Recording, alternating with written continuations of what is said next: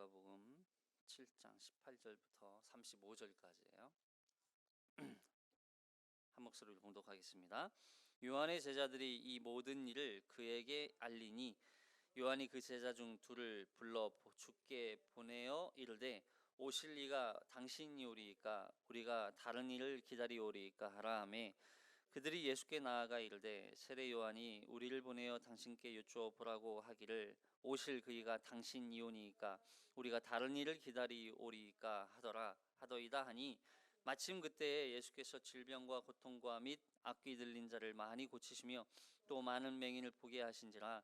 예수께서 대답하여 이르시되 너희가 가서 보고 들은 것을 요한에게 알리되 맹인이 보며 못 걷는 사람이 걸으며 나병 환자가 깨끗함을 받으며 귀먹은 사람이 들으며 죽은 자가 살아나며 가난한 자에게 복음이 전파된다 하라.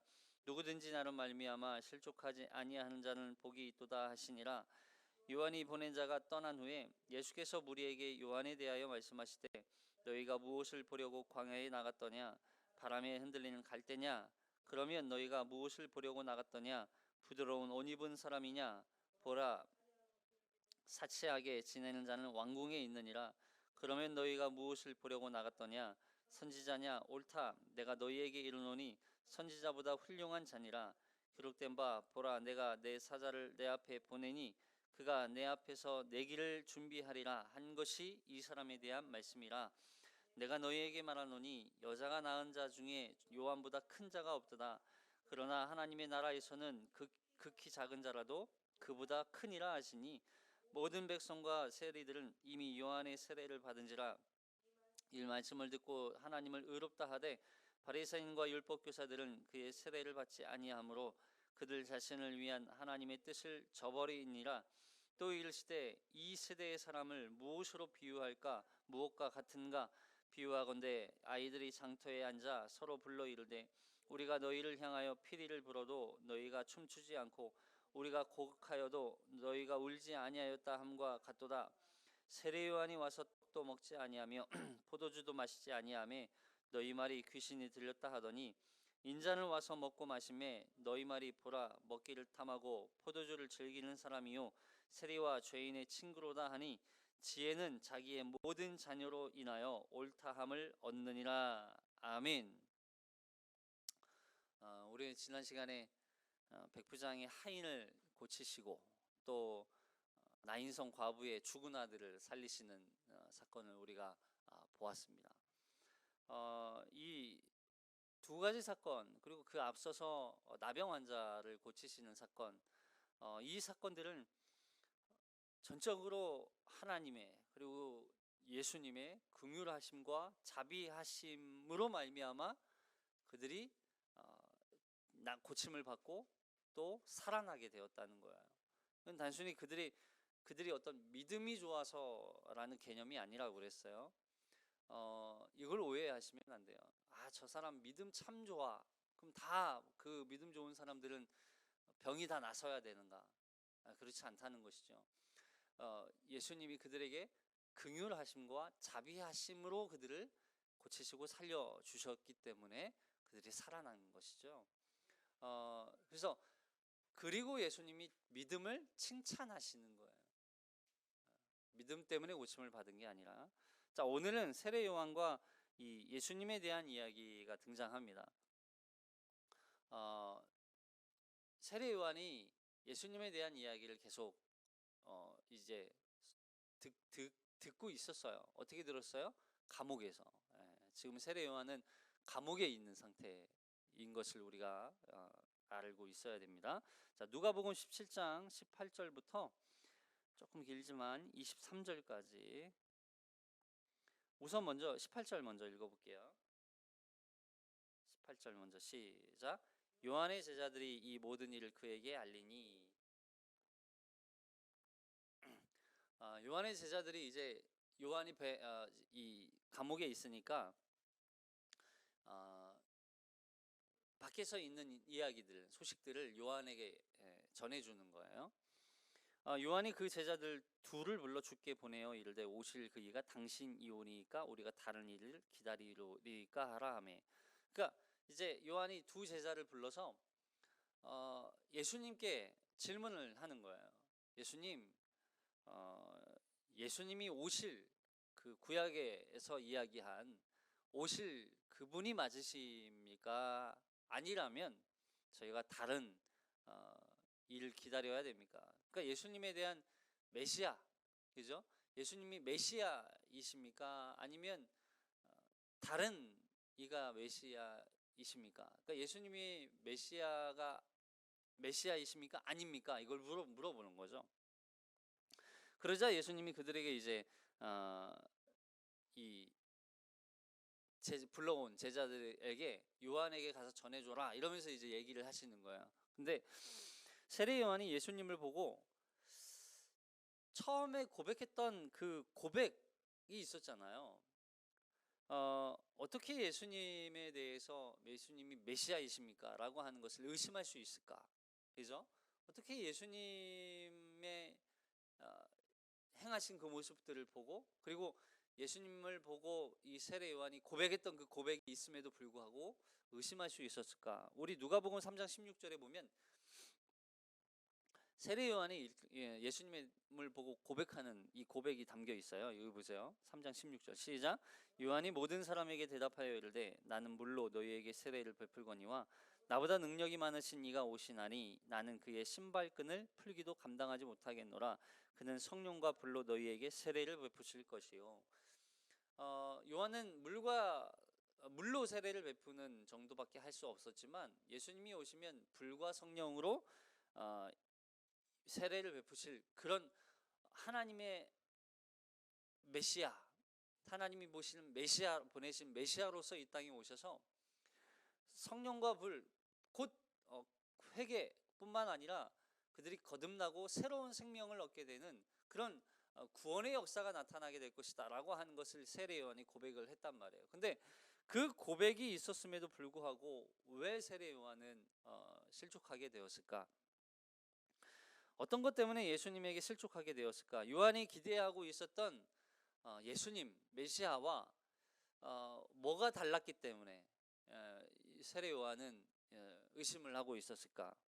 그러니까 이런 거예요. 요한이 예수님을 보고 예수님은 이런 분이실 거야. 메시아로 오셨으니까 메시아는 이런 일들을 하실 거야 라고 생각을 하고 있었던 거야. 근데 예수님이 살아오시는 사역하시는 모습을 보니까 전혀 아니거든요. 전혀 다르거든요. 달랐다는 거예요. 여기 22절 보시면 22절 읽어볼게요. 22절부터 22절만 시작. 예수께서 대답하여 이르시되 너희가 가서 보고 들은 것을 요한에게 알리며 맹인이 보며 못 걷는 사람이 걸으며 나병 환자가 깨끗함을 받으며 귀 먹은 사람이 들으며 죽은 자가 살아나며 가난한 자에게 복음이 전파된다. 지금 예수님이 이런 일들을 하셨어요. 그리고 제자들도 그 모습들을 보았어요. 근데 이 일들이 예수님이 오셔서 하실 일이라는 거예요. 예수님이 오셔서 이 일을 해야 하는 거예요. 왜요? 이게 바로 하나님의 나라의 모습이라는 거예요. 하나님의 나라는 보고 들은 것을 요한에게 알리되 맹인이 보게 될 것이요. 하나님의 나라는, 그리고 못 걷는 사람이 걷게 될 거예요. 나병 환자가 깨끗함을 받을 거예요. 귀 먹은 사람이 듣고 죽은 자가 살아나고 가난한 자에게 복음이 전파되는 거예요. 하나님의 나라는. 왜요? 이게 예수님이 오셔서 메시아로서 하실 일. 여기 이사야서 61장 1절, 우리 지난번에 이제 예수님이 회당에 오셔서 예수님이 성경을 착 읽으시는 본문이 어디였어요? 여기였어요. 이사야서 61장 1절 시작. 주 여호와의 영이 내게 내리셨으니 이는 여호와께서 내게 기름을 부으사 가난한 자에게 아름다운 소식을 전하게 하려 하심이라. 나를 보내사 마음이 상한 자를 고치며 포로된 자에게 자유를, 갇힌 자에게 노임을 선포하며 여호와의 은혜의 해와 우리 하나님의 보복의 날을 선포하며 모든 슬픈 자를 위로하되 무릇 시온에서 슬퍼하는 자에게 화관을 주어 그 죄를 대신하며 기쁨의 기름으로 그 슬픔을 대신하며 찬송의 옷으로 그 근심을 대신하시고 그들의 의의 나무 곧 여호와께서 심으신 그 영광을 나타낼 자라 일컬음을 받게 하려 하심이라. 이게 바로 구약에서 이야기한 메시아가 하실 일이었어요. 근데 이게 이루어지는 나라가 바로 하나님의 나라다라고 하는 거예요. 그러니까 단순히 병 고치고 죽은 자가 살아나고 낫게 되어지고 복음이 선포되는 건 그냥 눈에 보이는 형식 이게 아니라 그걸 통해서 하나님의 나라가 이곳에 완성되고 이루어지고 있다는 걸 설명하는 거예요. 그래서 하나님의 나라 안에 사는 백성들 가운데 보세요. 세례 요한은 지금 감옥에 갇혀 있잖아요. 근데 감옥에 갇혀 있으니까 세례 요한이 이런 생각을 했을 거예요. 나 언제 나가지? 물론 자신의 죽음에 대해서 어느 정도는 알지 않았을까라는 생각을 해요. 근데 감옥에 갇히게 된 이유가 뭐였냐면 헤롯 왕이 이 자신의 동생의 아내를 취하잖아요. 그래서 그 스캔들이 생기니까 그 스캔들에 대해서 이렇게 세례 요한이 고발을 한 거예요. 그러자 그 일로 인해서 감옥에 갇히게 되었어요. 마태복음 14장 3절에 보면 이 말씀이 기록되어 있거든요. 마태복음 14장 3절 시작. 전에 헤롯이 그 동생 빌립의 아내 헤로디아의 일로 요한을 잡아 결박하여 옥에 가두었으니 이는 헤롯이 요한이 헤롯에게 말하되 당신이 그 여자를 차지한 것이 옳지 않다였습니다. 보세요. 이건 단순히 그냥 잠자코 있으면 이 세례 요한도 잠자코 있으면 그냥 조용히 넘어갈 수 있는 일이었어요. 왜냐하면 모든 사람들이 다 알지만 누구도 이 헤롯의 잘못에 대해서 고발하지 않았거든요. 근데 세례 요한은 이 땅에 하나님의 나라가 임하고 도래했다는 걸 알기 때문에 그 하나님의 나라의 공의와 정의와 의가 실현되기 위해서 이 진정한 죄가 무엇인지를 고발하는 역할을 했던 거예요. 그래서 세례 요한이 항상 외쳤던 게 뭐예요? 회개하라 이거였죠. 회개하라. 그러니까 하나님의 나라는 회개를 통해서 하나님의 공의와 정의와 또 의와 인애와 사랑이 완성되는 것, 그 일을 위해서 세례 요한은 하나님의 나라를 선포했던 거예요. 그래서 이 헤롯의 이 잘못, 죄에 대해서 지적했던 거죠. 그래서 헤롯이 싫어했죠. 헤롯은 그래서 요한을 죽일 계획까지. 예. 근데 이 사실은 그 요한이 그 죽음을 몰랐을까? 알았을 거라는 거죠. 근데 그 죽음조차 알지만 결국 요한이 갖고 있었던 건 예수님이 오시면 그런 불의와 그런 또 악독과 죄악들을 예수님이 오시면 다 심판하시고 하나님의 공의와 인애와 의로 완성된 나라가 이 땅에 실현될 거라는 걸 기대하고 있었어요. 요한도. 근데 예수님이 오셨는데 그런 일을 행하지 않고 오히려 더 죄인들과 함께하고 또 병자나 고치시고 죽은 자나 살리고 계시니까 요한이 생각했을 거예요. 저분이 진정한 메시아가 맞으신가? 근데 요한은 예수님에 대해서 기대했던 것과 다른 그런 모습을 보여주니까 거기에 약간의 의심이 될 수도 있고 여기서 말하는 것처럼 실족하게 되는 거죠. 그러니까 요한도 예수님이 하시는 일들, 예수님의 행적들을 보고 여기서 여기가 실제로 23절이 누구든지 나로 말미암아 실족하지 아니하는 자는 복이 있도다 하시니라 이렇게 말씀하신 거는 요한도 포함되는 거예요. 요한도 실족했든지 실족할 가능성이 있었든지. 근데 여기 실족하다라고 하는 단어가 무슨 단어냐면 영어로 스캔들이라는 뜻이에요. 스캔들. 우리 이렇게 주로 이제 연예인들을 얘기할 때 스캔들이 터졌다 이렇게 얘기하잖아요. 연애 스캔들 뭐 이런 거. 또 뭐 뭔가 이제 실수하거나 뭐 이런 거. 근데 이 실족하다라고 하는 이 뜻이 무슨 의미냐면 걸려 넘어지다 그리고 함정에 빠지다 이런 뜻이에요. 걸려 넘어지는 건 또 함정에 빠지는 건 결국 이걸 이제 조금 더 확대해서 해석하면 우리를 걸려 넘어지게 하는 존재가 누구예요? 우리를 함정에 빠지게 만드는 존재가 누구예요? 사탄마귀죠. 근데 여기 헤롯의 스캔들에 대해서 어, 이 헤롯이 걸려 넘어진 이유, 바로 자신의 동생의 아내를 취한 사건, 이건 헤롯의 스캔들이에요. 근데 헤롯이 넘어져야 할 그 스캔들에 대해서 함정에 빠져야 할 그 스캔들에 대해서 지금 누가 빠지고 있는 거예요? 세례 요한이 지금 빠지고 있는 거예요. 헤롯의 스캔들에 대해서는 옳게 분별했으면서도 예수님의 스캔들에 대해서는 분별하지 못하고 오히려 그 스캔들에 요한 자신이 빠지고 마는 그런 오류를 범하고 있는 것. 그래서 예수님이 메시아이신가 라고 하는 걸 의심하고 실족하게 되고 있는 거죠. 근데 예수님이 그 일을 대해서 세례 요한이 야, 너 왜 그랬어? 이렇게 잘못하고 지적하고 잘못한 것에 대해서 지적하기 위해서 이 이야기를 하시는 게 아니라 이거는 메시아에 대한 바른 인식, 이걸 가르쳐 주기 위해서 지금 이 말씀을 하고 계신 거예요.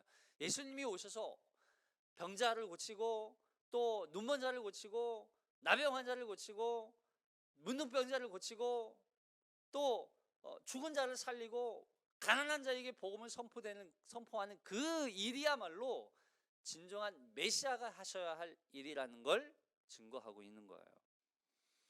사실 이 본문 때문에 이 요한에 대한 평가가, 어떤 사람들은 이렇게 평가해요. 요 세례 요한이 배도했다.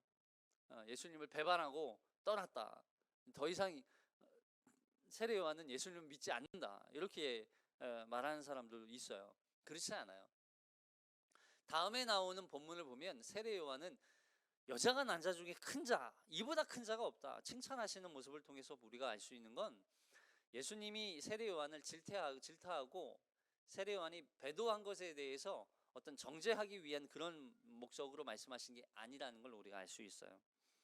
어쨌든 세례 요한이 예수님을 오해한 그 이유가 뭐였어요?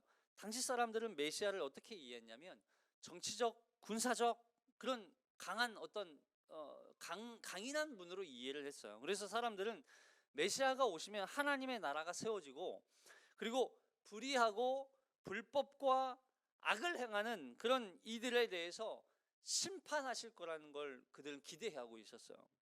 그래서 강력한 이 로마, 그리고 그 로마 아래에서 억압하고 탄압하고 강제로 착취하고 그렇게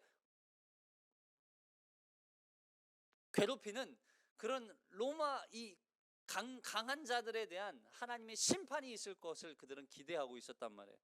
근데 오셔서 그들을 심판하시기는커녕 오히려 이렇게 가난한 자, 병든 자만 고치시고 계시는 이 모습을 통해서 이 요한도 좀 다르게 예수님에 대해서 생각을 하고 있었던 거죠.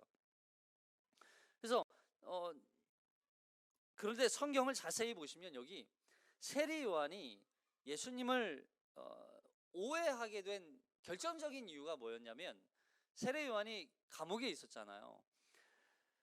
제자들을 통해서 계속 밖에 있는 소식들을 들어요. 밖에 있는 소식들을 이렇게 소문들을 듣는 거예요. 이 안에는 팩트보다는 사실은 소문이 더 많았어요. 예수님에 대한 소문. 무슨 얘기냐면 제가 누가복음 이거 강의 시작하면서 가장 중요하게 이제 강조했던, 물론 이제 다른 내용들도 중요하지만 중요하게 말씀드렸던 단어 뭐였어요? 소문이라고 하는 것. 소문이, 그러니까 세례 요한은 소문을, 헛소문, 뜬소문까지 함께 다 듣기는 들었지만 그 소문 속에 있는 진리가 무엇인지를 요한은 놓치고 있었던 거예요. 그래서 소문이 곧 사실이 되고 사실이 진리가 되는 과정 안에 이 세례 요한이 그 예수 그리스도에 대한 메시아에 대한 확신이 생기지 않았던 거죠. 그러니까 우리는 항상 소문으로만 접하면 안 돼요. 그 소문이 진리가 돼야 돼요. 그래서 그 소문이 실제가 되고 진리가 되는 과정 안에서 이 요한은 예수님을 오해하고 있었던 거죠. 근데 예수님을 오해하거나 어떤 일로 실족하게 되어서 결국 예수님을 거절하게 되면, 그죠? 어떤 결과가 찾아오냐면 여기서 말하는 거예요. 너희에게 화가 있을 것이다. 너희에게 화가 있을 것이다. 여기서 말하는 화는 뭐예요? 결국 예수님을 계속해서 거부하고 거절하게 되면 어떤 실족이든 또 어떤 그 범죄든 어떤 스캔들이든 어떤 함정이든 너희가 넘어져서 결국 그 복음을 받아들이지 않고 그 복음을 거부하게 되면 뭐가 있다? 화가 있다. 반대로 예수님을 메시아 구원자로 바르게 알고 그 예수 그리스도를 메시아로 받아들이면, 구원자로 받아들이면 뭐가 있다? 복이 있다. 이렇게 말하는 거예요. 여기서 말하는 복은 뭐예요? 그냥 하나님의 나라를 말하는 거예요. 하나님의 나라. 우리가 하나님의 나라를 소유하게 되는 거예요. 예수 그리스도로 말미암아 하나님의 나라를 얻게 되는 거, 이게 복이라는 거죠. 그래서 여기 그 다음에 나오는 이 큰 자, 작은 자 설명하시면서 예수님이 이 예수 그리스도의 그 복음을 듣고도 거부한 자들에 대한 이야기를 여기서 말씀하세요. 여기 보세요. 이제 요한의 제자들이 떠난 후에 요한에 대한 평가를 예수님이 24절부터 설명하시거든요. 여기 보세요. 시작. 24절부터 30절까지 읽어볼게요. 시작. 요한이 보낸 자가 떠난 후에 예수께서 무리에게 요한에 대하여 말씀하시되 너희가 무엇을 보려고 광야에 나갔더냐? 바람에 흔들리는 갈대냐? 그러면 너희가 무엇을 보려고 나갔더냐? 부드러운 옷 입을 사람이냐? 보라, 화려한 옷을 입고 사치하게 지내는 자는 왕궁에 있느니라. 그러면 너희가 무엇을 보려고 나갔더냐? 선지자냐? 옳다, 내가 너희에게 이르노니 선지자보다도 훌륭한 자니라. 기록된 바 보라, 내가 내 사자를 내 앞에 보내노니 그가 내 앞에서 내 길을 준비하리라 한 것이 이 사람에 대한 말씀이라. 내가 너희에게 말하노니 여자가 낳은 자 중에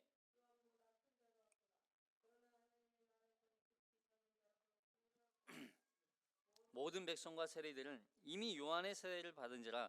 이 말씀을 듣고 하나님의 의롭다 하되 바리새인과 율법 교사들은 그의 세례를 받지 아니하므로 그들 자신을 위한 하나님의 뜻을 저버리니라. 예수님이 세례 요한에 대한 평가 나쁘게 평가하시나요? 그렇지 않죠. 네. 근데 세례 요한의 역할은 뭐였냐면 세례 요한은 분명 예수님이 오실 길, 메시아가 오실 길을 예비하고 준비할 자로서의 역할이었어요. 그래서 그 일을 위해서 그 일을 감당할 자로서 세례 요한은 큰 자였습니다. 여기 말라기 3장 1절. 말라기 3장 1절 시작. 만군의 여호와가 이르노라 보라, 내가 내 사자를 보내리니 그가 내 앞에서 길을 준비할 것이요 또 너희가 구하는 바 주가 갑자기 그의 성전에 임하시리니 곧 너희가 사모하는 바 언약의 사자가 임할 것이니라. 주가 갑자기 그의 성전에 임하시리니 그 날을 위해서 세례 요한은 준비되고 또 그 일을 감당했던 거예요. 그래서 세례 요한을 주의 길을 예비할 자 이렇게 부르잖아요. 세례 요한은 그래서 그 일을 위해서 부름 받았기 때문에, 그리고 보냄 받았기 때문에 큰 자였어요. 자, 그런데 너희가 무엇을 보려고 광야에 나갔더냐? 바람에 흔들리는 갈대냐 그러셔요. 이 말은 요한이 광야에서 너희에게 선지자로서 하나님의 말씀을 전하는 것은 이제 광야에서 전했기 때문에, 그리고 광야뿐만 아니라 이제 요단강 그리고 갈릴리에서도 전했던 사역했던 이 세례 요한이 이런 거예요. 광야에서는 하나님의 진리의 말씀을 선포했어요. 그러죠? 광야와도 같은, 이 광야는 그냥 단순히 사막을 얘기하는 게 아니라 진정 하나님의 진리가 없는, 하나님의 말씀이 없는 이 유대 땅, 그리고 하나님의 백성들 안에 하나님에 대한 불신과 그 말씀이 지배하지 않는 그들의 심령을 광야로 표현한 거죠. 그래서 너희가 광야에 나갔더냐, 너희가 무엇을 보려고 광야에 나갔더냐, 바람에 흔들리는 갈대냐, 광야에 나가서 너희가 하나님의 말씀을 듣지 않았냐. 근데 그 광야에 나가서 바람에 흔들리는 갈대를 보기 위해서 광야에 나간 게 아니지 않느냐, 이렇게 얘기하는 거예요. 그러니까 광야에 나가서 갈대를 볼 이유가 있어요, 없어요? 없어요. 왜냐하면 광야에서는 갈대를 볼 필요가 없어요. 갈대는 광야에도 있지만 사실 주변에도 있었거든요. 그들이 살아가는 그 삶의 터전 주변에도, 그리고 강 주변, 또 호수 주변 갈대가 많이 있었어요. 근데 보세요, 그 흔하디 흔한 그런 역할을 위해서 세례 요한이 온 것이 아니다, 이 이야기를 하는 거예요. 그러면서 뭐라고 말씀하시냐면 세례 요한이 갈대처럼 흔들리는 사람이 아니라는 거예요. 세례 요한은 그렇게 이 시대에 갈대처럼 자신의 분별력 없이, 또 가치관 없이, 또 진리로 살아가지 않는 그런 흔들리는 사람이 아니다, 이 이야기를 하는 거예요. 부귀와 안락한 삶을 위해서, 마치 그 당시에는 자신의 이익을 얻기 위해서, 또 자신의 명예를 위해서 종교를 팔아버리는 그런 사람들도 있었거든요. 그러다 보니까 자신의 삶 가운데 있었던 그 신앙, 종교, 이것이 그냥 세상의 기준과 가치대로 흔들리는 그런 사람들이 많이 있었다는 거예요. 물론 우리도 마찬가지죠. 우리에게도 근데 세례 요한은 그렇게 갈대처럼 흔들리는 사람이 아니었다, 그 이야기를 하시는 거죠. 누가 뭐라 해도, 누가 손가락질하고 우리를 향해서 누가 욕해도 우리가 갖고 있는 그 하나님에 대한 신앙, 종교가 아니죠, 믿음, 이것이 세상 사람들이 말한다고 해서 흔들리는 그런 신앙이 아니었다는 거예요, 세례 요한이. 그래서 세상이 욕하고 세상이 손가락질을 하더라도, 어떤 유혹과 동요에도 흔들리지 않고 자신의 그 거룩한 소명, 부르심에 합당한 그 삶을 위해서 살아왔던 사람이다라고 하는 것이 세례 요한에 대한 평가였어요. 그 역할을 충실하게 감당했던 사람이라는 걸 말씀하시는 거예요. 여기서 갈대라는 표현은 상시적인 의미이기도 하지만, 당시 이 로마가 유대를 통치할 때 그 로마의 화폐, 주화라고 그러죠, 동전. 당시 로마의 동전에는 가이사의 이 그림이, 얼굴이 새겨져 있었어요. 근데 유대인들이 이 가이사의 동전을 사용하는 걸 거부했거든요. 왜냐하면 자기들을 식민지를 통치하니까. 그 동전을 사용하는 걸 거부하자 이제 로마가 어떤 방법을 해결책을 내놓냐면, 그 주화를 다시 하나를 만들어요. 그게 이제 갈대를 새긴 주화였대요. 그러니까 이 주화, 그래서 이 예수님이 말씀하실 때, 성전세를 내는 것을 말씀하실 때 가이사의 것은 가이사에게, 가이사의 동전을 가이사에게 다시 주는 거예요. 그리고 하나님의 것은 하나님에게, 하나님이 주신 건, 하나님으로부터 온 건 다시 하나님께, 하나님께 드려라, 이런 의미로 말씀하셨을 때 그 이야기를 한 거죠. 결국 갈대는 어떤 의미였냐면, 그 당시 의미로서 부와 권력과 명성이었어요. 돈이었기 때문에. 그래서 갈대를 보기 위해 나갔더냐, 그 이야기는 뭐예요? 부와 권력과 명성을 쫓아 살아가기 위해서 너희가 나갔더냐, 그 이야기를 하시는 거죠. 너희가 부와 명예와 또 권력을 위해 그것을 쫓아 살아갔던 사람이냐? 누가? 세례 요한이. 그렇지 않았다는 거죠. 세례 요한은 모든 걸 다 내려놓고 부가 아니라 오히려 더 가난과 더 내려놓음과 더 낮아짐을 통해서 주님이 오실 길을 준비했던 사람이라는 걸 얘기하는 거죠. 결국 부와 권력과 명성을 쫓아서 예수님을 거부하고 거절한 사람들은 누구였어요? 오히려 바리새인과 율법학자들이었어요. 종교 지도자들, 자신의 안위와 만족을 위해서 종교와 신앙을 세상과 타협하고 버려버렸던 사람들이 바로 바리새인과 율법학자들, 서기관들, 종교 학자들이었어요. 그걸 지금 질타하시는 거예요. 그 당시 시대의 모습들을 고발하시는 거예요. 비록 세례 요한이 감옥에 갇혀 있었지만 당시에는 이 헤롯의 잘못을 묵시적으로 그냥 방관하고 있었어요. 잘못했다는 걸 알면서도 누구 하나 대놓고 지적하는 사람이 없었다는 거예요. 그런데 그 일을 많은 사람들이 침묵할 때 세례 요한이 이 일을 위해서 그 이야기를 한 거죠.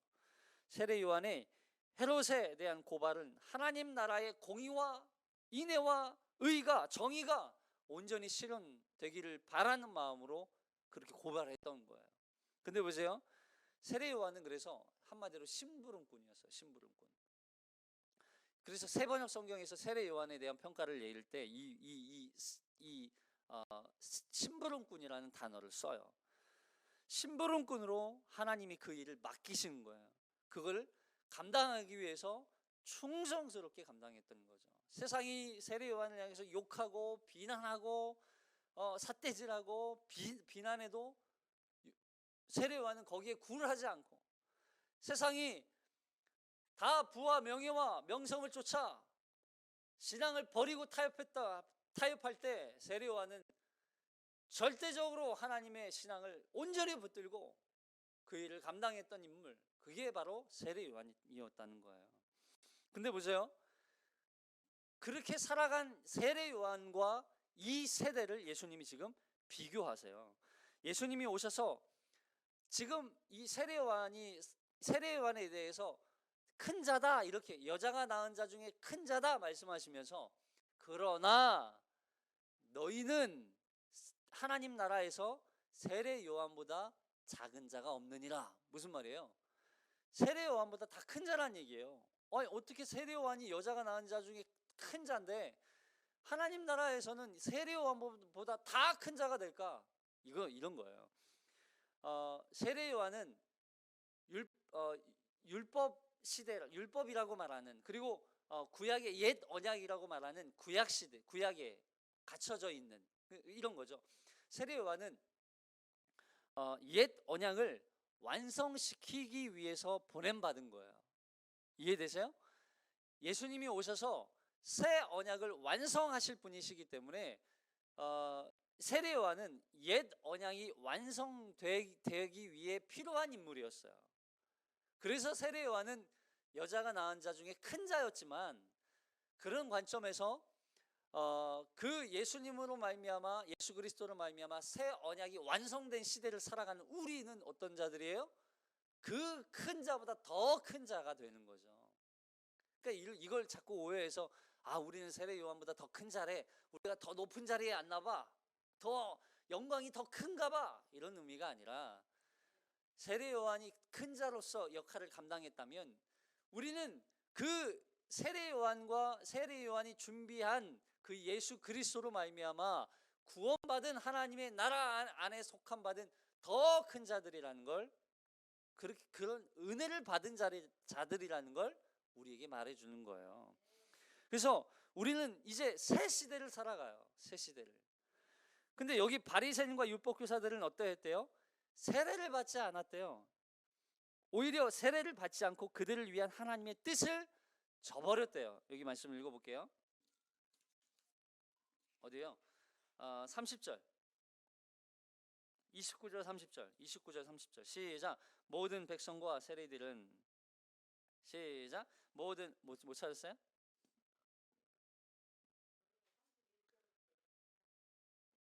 찾아야죠. 29절 시작. 모든 백성과 세리들은 이미 요한의 세례를 받은지라 이 말씀을 듣고 하나님을 의롭다 하되 바리새인과 율법교사들은 그의 세례를 받지 아니하므로 그들 자신을 위한 하나님의 뜻을 저버리니라. 뭐예요? 하나님의 뜻을 이들은 저버렸다는 거예요. 여기서 중요한 교리 하나를 우리는 보게 돼요. 무슨 교리냐면 바로 선택과 유기라는 교리입니다. 우리가 정말 많이 오해하는 교리 중에 하나예요. 선택과 유기. 선택과 유기는 하나님이 구원받을 사람을 선택해 놓으셨다. 그리고 유기, 버릴 자도 하나님은 선택해 놓으셨다. 누구는 그냥 버리기로 이미 작정하셨다. 그래서 아무리 애를 써도 아무리 노력해도 스스로 구원받을 수도 없고, 아무리 노력해도 아무리 죄를 범해도 하나님이 선택하셨기 때문에 그는 구원받는다. 이런 교리를 우리가 오해를 한단 말이에요. 그러나 이건 그런 교리가 아니에요. 아니, 우리가 아무리 노력해도 구원받을 수 없다? 그리고 아무리 죄를 범해도 하나님은 선택하셨기 때문에 그는 구원받는다? 이거는요, 너무 하급한 종교로 만드는 거예요. 그런 뜻이 아니에요. 무슨 얘기냐면 선택은 하나님의 구원의 역사, 예수 그리스도를 통해서 이루어 놓으신 구원의 역사를 믿음으로 말미암아 구원을 얻게 되는데, 그 이신칭이잖아, 이신득이. 이 구원이 하나님이 선택해 놓으셨기 때문에 우리는 아무리 거부해도 어쩔 수 없이 구원을 받는다는 그런 말이 아니라, 우리가 구원받게 된 것을 보니까 하나님이 선택해 놓으셨다는 것을 깨닫게 된다는 거예요. 예? 저 사람은 아무리 노력해도 쟤는 구원 못 받아, 이런 게 아니라, 그리고 아무리 저렇게 살아도 저 사람은 구원 받을 거야, 이게 정해졌다는 얘기가 아니라, 우리가 구원받고 난 다음에 보니까 어떻게 나 같은 자가 구원받았지? 이건 하나님이 선택이 아니었으면 내 노력으로, 내 스스로는 구원을 내가 요구하지도 않았는데, 그런 범죄자인데, 그런 더러운 자인데 내가 어떻게 구원받아? 하나님이 선택 아니면 나는 구원 못 받아. 이걸 고백하는 거예요. 그리고 유기도 마찬가지죠. 아무리 믿으려고 노력해도 버림받은 자들은 이미 하나님이 버리셨기 때문에 그들은 구원 못 받는다? 이런 얘기가 아니에요. 하나님이 그들을 향해서 끊임없이 은혜를 베푸시고, 끊임없이, 여러분, 우리가 하나님의 은혜 없이 구원받았어요? 아니요. 하나님은 나 한 사람 구원하기 위해서 보이지 않는 수많은 은혜를 우리에게 베푸셨단 말이에요. 하나님은 그냥 갑자기 어느 순간 너 구원받아, 그래서 내가 가만히 있다가 하나님을 믿게 되는 그런 사람은 없어요. 매 순간마다 지금까지 하나님은 끊임없이 은혜의 역사를 베풀어 오셨어요. 그걸 우리는 기억하고 인식하지 못했을 뿐이에요. 근데 그렇게 베푸셨음에도 불구하고 여기 바리새인과 율법 교사들처럼 그걸 끊임없이 거부하고 거절하는 사람들이 있다는 거예요. 근데 그 사람들을 보니까 하나님은 저렇게 끝까지 거부하는 사람들을 어떻게 하셨다? 그렇게 내버려 두셨더라, 이거예요. 내버려 두셨더라. 그는 하나님의 은혜와 기회를 스스로 버린 거예요. 버린 거. 하나님이 끊임없이 베푸신 그 은혜를 스스로 저버린 거예요. 이걸 유기라는 표현을 쓰는 거죠. 이해하셨어요? 누구는 구원하기로 선택하셨고 누구는 버리기로 작정하셨다는 그런 뜻이 아니에요. 그러니까 여기서도 바리새인과 율법 학자들에게도 하나님은 은혜를 계속해서 베푸셨어요. 서기관들을, 또 바리새인들, 율법 학자들, 종교 지도자들, 끊임없이 하나님은 그들에게도 은혜를 베푸셨어요. 그래서 그들이 돌이켜 하나님께로 진정 회개하고 그리스도 예수로 말미암아 구원을 얻도록 하나님은 은혜를 베푸셨는데, 그들이 그것을 거부한 거죠. 그리고 그 거부한 것을 막 강제적으로 너 회개해, 돌이켜, 이렇게 하나님이 억지로 강제로 그들을 회개시키신 게 아니라 그들이 스스로 그걸 끊임없이 거부한 것을 하나님은 내버려 두신 거예요. 이걸 유기라고 말하는 거예요. 결국 구원은 하나님의 뜻이고 하나님의 계획이지만 인간이 그것을 선택하고 그거에 대한 책임은 누구에게 있는 거예요? 인간에게 있는 거예요. 하나님은 우리에게 끊임없이 은혜를 베푸셨어요. 지금도 베풀고 계시고 앞으로도 베푸실 것이고, 그리고 여전히 하나님 앞으로 돌아올 수많은 사람들, 그 많은 사람들에게도 하나님은 은혜를 베풀고 계세요. 그래서 전도는 그런 거예요. 내가 그를 회심시키는 게 아니에요. 내가 그를 뭐 사상을 그를 바꿔서 개조해서 교회 나오게 만드는 그런 게 전도가 아니에요. 하나님은 그를 끊임없이 우리를 통해서 또 다른 사람들, 다른 환경을 통해서 은혜를 베풀고 계세요. 우리는 가서 말만 전할 뿐이에요. 예수 믿으세요. 교회 나오세요. 구원 받으세요. 그러면 하나님은 그 일을 위해서 일하신 결과로 열매를 맺게 하시는 거예요. 자, 그리고 바로 이 세대가 어떤 세대인가를 31절부터 설명하세요. 31절부터 35절까지. 31절부터 35절까지 시작. 또 이르시되 이 세대의 사람을 무엇으로 비유할까? 무엇과 같은가? 비유하긴 하건대 아이들이 장터에 앉아 서로 불러 이르되 우리가 너희를 향하여 피리를 불어도 너희가 춤추지 않고 우리가 곡하여도 너희가 울지 아니하였다 함과 같도다. 세례 요한이 와서 떡도 먹지 아니하며 포도주를 마시지 아니하며 너희 말이 귀신이 들렸다 하더니 인자는 와서 먹고 마시매 너희 말이 보라 먹기를 탐하고 포도주를 즐기는 사람이요 세리와 죄인의 친구로다 하니 지혜는 자기의 모든 자녀로 인하여 옳다함을 얻느니라. 자, 이게 왜 갑자기 나왔냐면 예수님과 이 세례 요한의 메시지를 듣고도 이걸 거부하고 거절한 이 사람들, 무리들, 수많은 사람들, 특히 이제 바리새인들 그리고 율법학자들, 이 사람들이 살아가는 시대, 세대, 이 사람들에 대해서 그 사람들의 특징을 지금 설명하는 거예요. 이 사람들이 살아가는 세대의 특징. 여기 보니까 아이들이 장터에 앉아서 놀이를 해요. 놀이. 이건 갑자기 이런 뭐 장례놀이 그리고 결혼식장 뭐 이게 등장하잖아요. 사실 그 당시에 아이들이 실제로 이런 놀이를 했다는 거예요. 그 당시에는 뭐 원인도 알 수 없는 그런 질병으로 인해서 어떤 원인으로 모르는 그런 문제로 인해서 사람들이 죽어나가잖아요.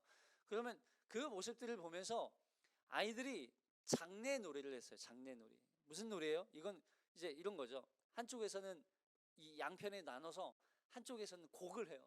아이고 아이고 아이고 이러면 이제 한쪽에서는 우는 거예요. 우는 식료를 내는 우는 신용을 하는 거예요. 우리 어렸을 때 그 상여 같은 거 갈 때 이런 거 봤잖아요. 이제 앞에서 이제 가면 언제 오나 이거 사실 우리 놀이도 했어요. 우리도 이런 놀이도 했었다고요. 어렸을 때. 그러면 뒤에서 야 디야 이런 거 했었다고요. 이거 놀이를 했던 거죠.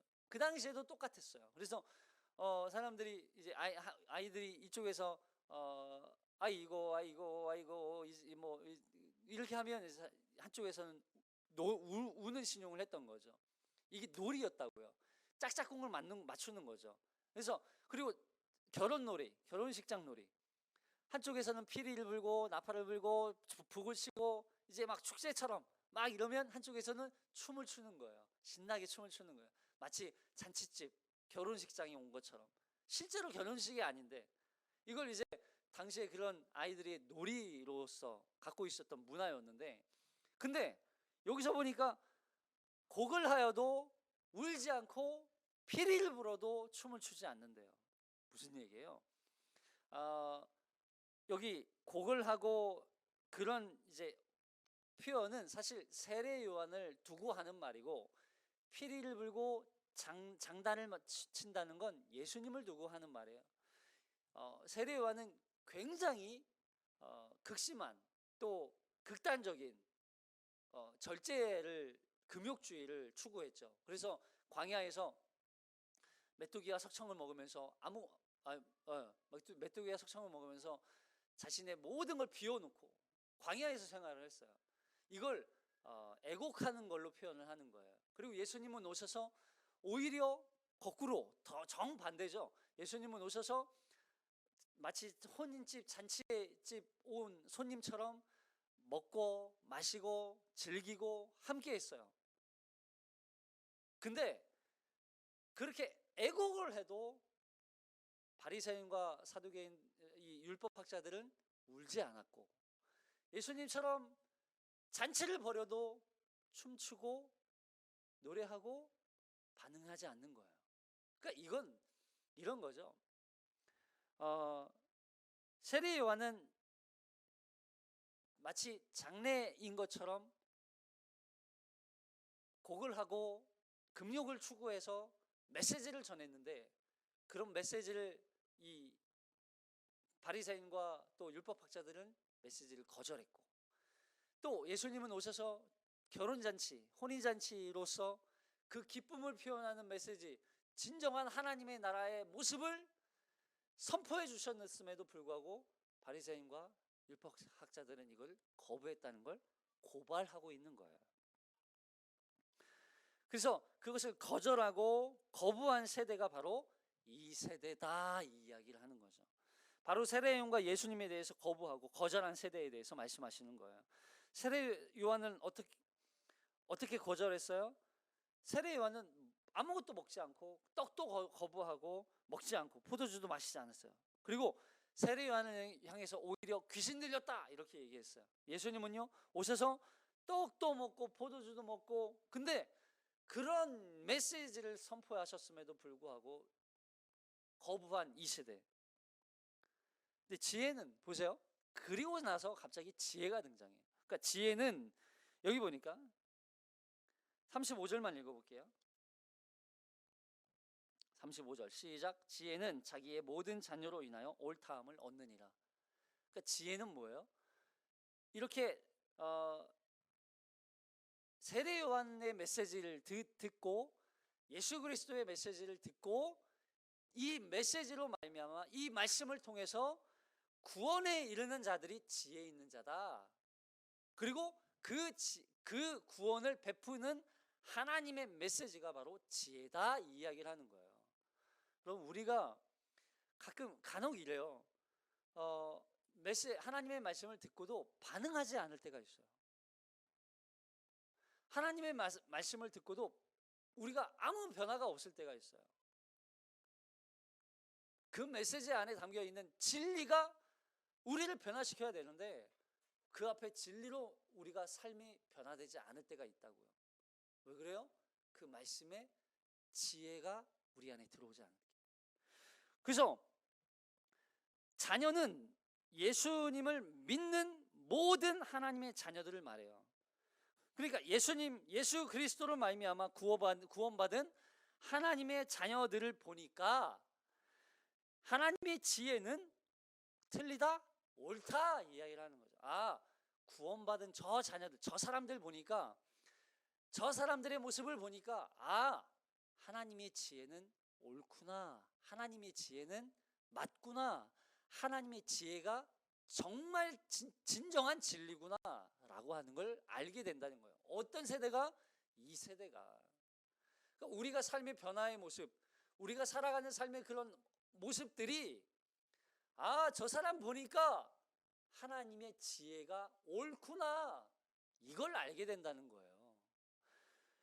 그래서 여기 고린도전서 1장 21절, 고린도전서 1장 21절 시작. 하나님의 지혜에 있어서는 이 세상이 자기 지혜로 하나님을 알지 못하므로 하나님께서 전도에 미련한 것으로 믿는 자를 구원하시기를 기뻐하셨도다.